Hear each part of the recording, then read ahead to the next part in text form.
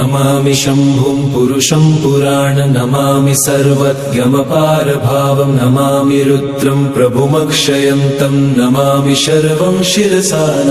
नमामि देवं परमव्ययम् उमापति लोकगुरुं नमामि दारिद्र्यविदारणं नमामि रोगापहरणं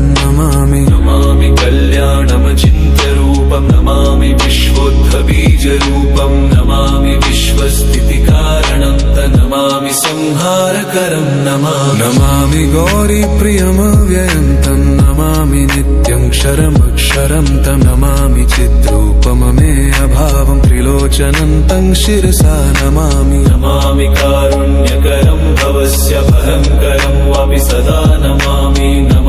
दातारं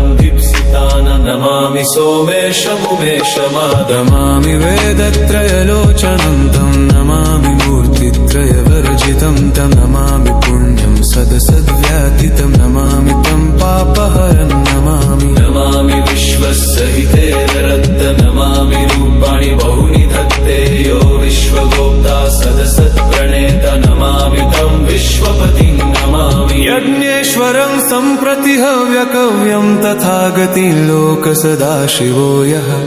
आराधितो यश्च ददाति सर्वा नमामि दानप्रियमिष्टदेवं नमामि सोमेश्वरं स्वतन्त्रम् उमापतिं तं विजयं नमामि